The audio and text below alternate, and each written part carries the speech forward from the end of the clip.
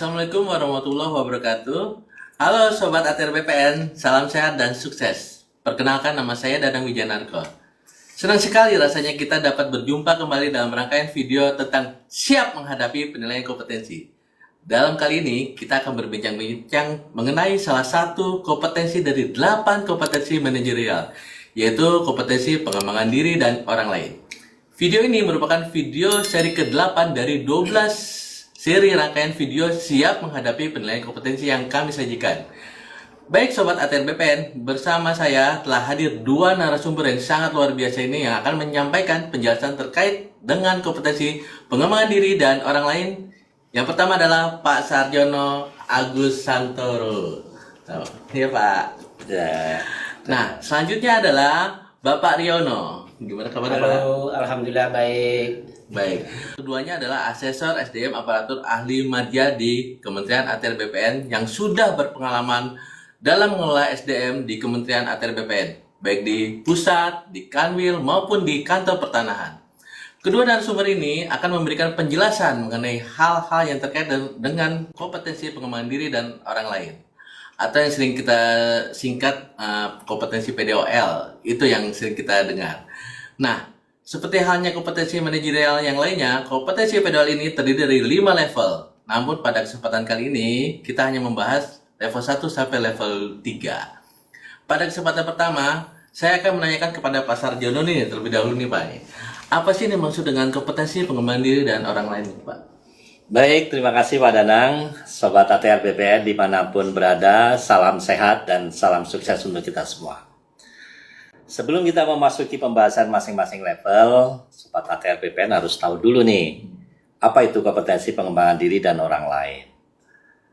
Kompetensi pengembangan diri dan orang lain adalah kemampuan untuk meningkatkan pengetahuan dan menyempurnakan keterampilan diri, menginspirasi orang lain untuk mengembangkan dan menyempurnakan pengetahuan dan keterampilan yang relevan dengan pekerjaannya.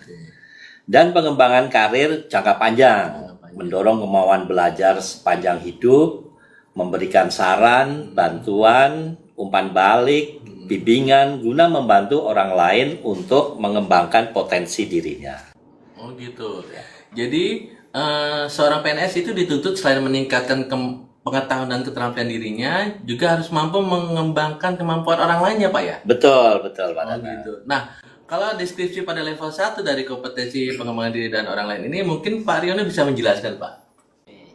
Baik, terima kasih Pak Danang. Halo Sobat ATR BPN. Pada level 1 pengembangan diri dan orang lain, kita dituntut untuk bisa melakukan pengembangan diri.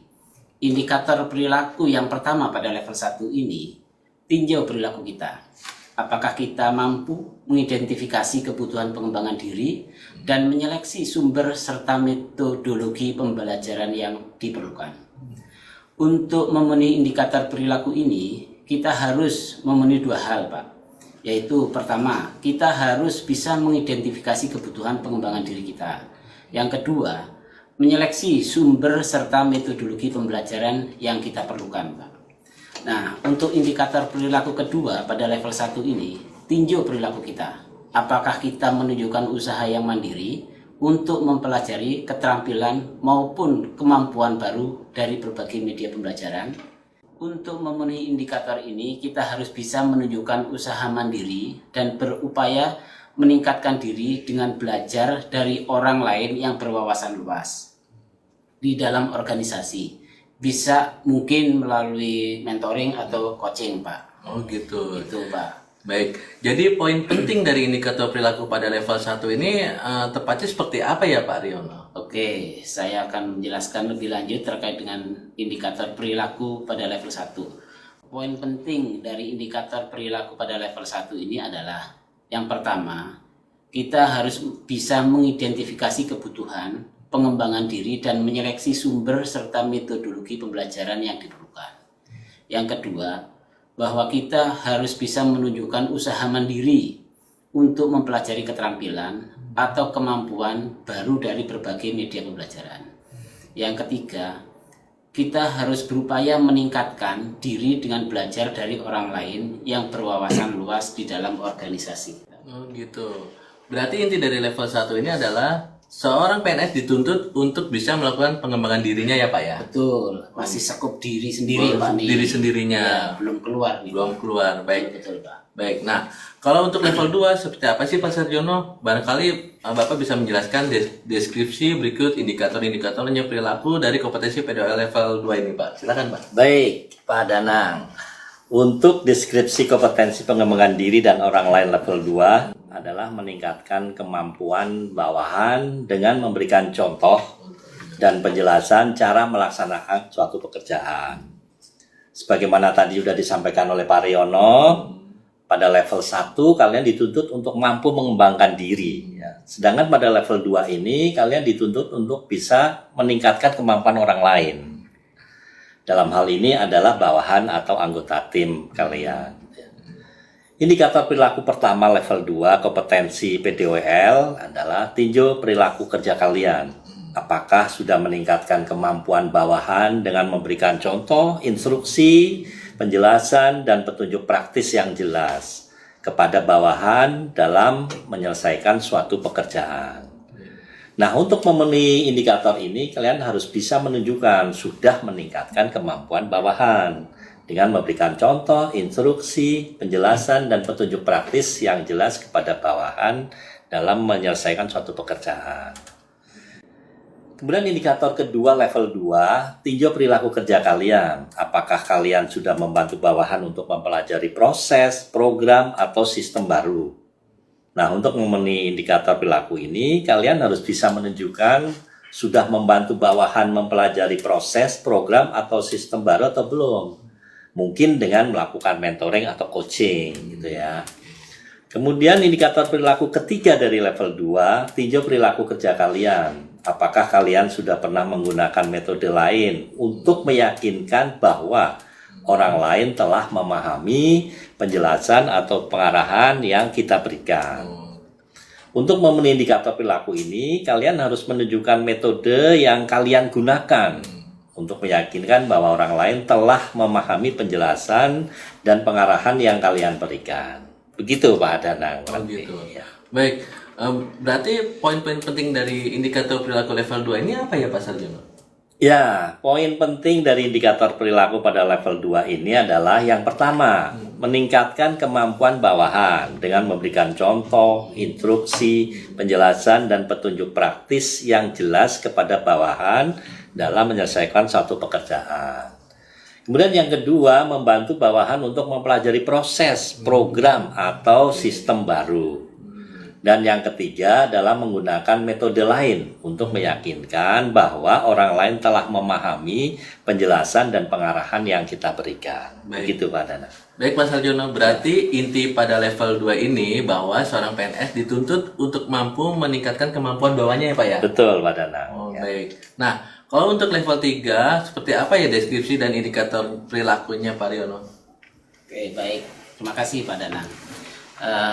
Kali ini saya akan mencoba untuk menjelaskan deskripsi level 3 daripada PDOL ini Pak, yaitu memberikan umpan balik dan membimbing. Kalau pada level 1 kita mampu mengembangkan diri, pada level 2 kita mampu meningkatkan kemampuan bawahan kita, sedangkan pada level 3 kita dituntut untuk memberikan umpan balik dan membimbing. Nah, indikator pertama, level ketiga, kompetensi PDOL ini, tinjau perilaku kita. Apakah kita sudah memberikan tugas-tugas yang menantang pada bawahan sebagai media belajar untuk mengembangkan kemampuannya. Nah, untuk memenuhi indikator perilaku ini, kita harus mendelegasikan tugas-tugas yang menantang kepada bawahan, dan ini sebagai media belajar untuk mengembangkan kemampuan bawahan kita. Indikator kedua, level 3 ini, tinjau perilaku kita. Apakah kita mengamati bawahan dalam mengerjakan tugasnya dan memberikan umpan balik yang objektif dan jujur. Melakukan diskusi dengan bawahan dan untuk memberikan bimbingan dan umpan balik yang berguna bagi bawahan. Nah, untuk memenuhi indikator perilaku ini, kita harus memberikan bukti bahwa kita telah melakukan umpan balik terhadap kinerja bawahan kita yang objektif dan jujur melalui diskusi dan bimbingan untuk memberikan umpan balik yang berguna bagi bawahan kita. Indikator ketiga, level 3, tinjau perilaku kita. Apakah kita sudah mendorong kepercayaan diri bawahan kita, memberikan kepercayaan penuh pada bawahan untuk mengerjakan tugas dengan caranya sendiri, serta memberi kesempatan dan membantu bawahan untuk menemukan peluang yang berkembang. Nah, untuk dapat memenuhi indikator perilaku ini, kita harus bisa memenuhi 3 hal, yaitu yang pertama, mendorong diri bawahan, yang kedua, memberikan kepercayaan penuh kepada bawahan untuk mengerjakan tugas dengan caranya sendiri, yang ketiga, memberi kesempatan dan membantu bawahan untuk menemukan peluang untuk berkembang. Gitu. Itu Pak Danang. Baik. Jadi poin penting dari level 3 ini seperti apa ya Pak Riono?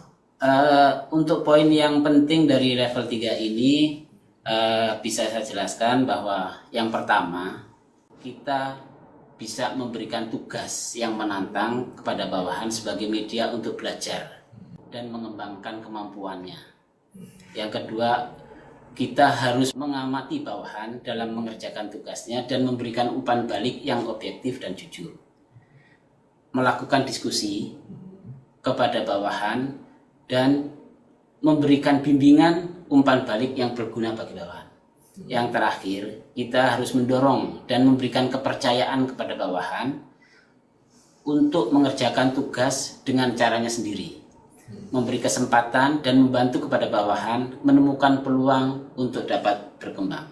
Mungkin itu Pak Danang. Baik. Bisa saya jelaskan. Baik, terima kasih Pak Riono yang telah menyampaikan penjelasan indikator-indikator perilaku pada level 3 ini. Baik Sobat ATR BPN, untuk kali ini pembahasan kita masih sebatas level 1 sampai level 3 dari kompetensi pengembangan diri dan orang lain yang telah disampaikan oleh 2 narasumber yang sangat luar biasa ini. Semoga bincang-bincang kita ini dapat menambah pemahaman para Sobat ATR BPN. Baik, mungkin salah satu dari narasumber bisa memberikan closing statement mengenai kompetensi ini. Barangkali Pak Sarjono bisa menjelaskan Pak? Baik, terima kasih Pak Danang. Sobat ATR BPN, penting bagi kalian untuk benar-benar memahami indikator perilaku masing-masing level pada kompetensi pengembangan diri dan orang lain ini. Nah, untuk mengetahui level atau tingkat kompetensi pengembangan diri dan orang lain yang sudah kalian miliki, coba tinjau perilaku kerja kalian. Apakah sudah memenuhi indikator-indikator tersebut? Kemudian kalian bandingkan dengan standar kompetensi jabatan sesuai dengan jabatan yang kalian duduki saat ini. Apakah sudah terpenuhi atau belum? Kalau belum memenuhi atau belum mencapai standar kompetensi jabatan yang dipersyaratkan, mulai saat ini coba perilaku kerja kalian sesuaikan dengan indikator-indikator pada masing-masing level pada kompetensi PDOL tersebut. Atau Sobat ATR BPN juga bisa meningkatkan kompetensi PDOL ini melalui beberapa cara, seperti pengembangan melalui aktivitas pada pekerjaan, kemudian melalui workshop, training, e-learning, blended learning, webinar, atau membaca buku dan artikel yang terkait dengan kompetensi pengembangan diri dan orang lain. Seperti yang sudah saya sampaikan lebih rinci pada seri 1 ya, pada dalam rangkaian video siap menghadapi penilaian kompetensi. Dengan demikian diharapkan saat Sobat ATR BPN mengikuti kegiatan penilaian kompetensi dapat menunjukkan level tertinggi yang benar-benar kalian miliki. Saya kira itu Pak Danang. Baik Sobat ATR BPN, itu tadi bincang-bincang kita dengan kedua narasumber yang sangat luar biasa ini. Semoga bisa mencerahkan dan menambah wawasan kita semua dan tentunya dapat bermanfaat dalam upaya pengembangan kompetensi ASN di lingkungan Kementerian ATR BPN. Ikuti terus series siap menghadapi penilaian kompetensi pada video-video lainnya. Jangan lupa like, komen, dan subscribe pada media sosial PPSDM. PPSDM Road to Korpu, PPSDM mencetak ASN muda unggul. Wassalamualaikum warahmatullahi wabarakatuh. Salam asesor.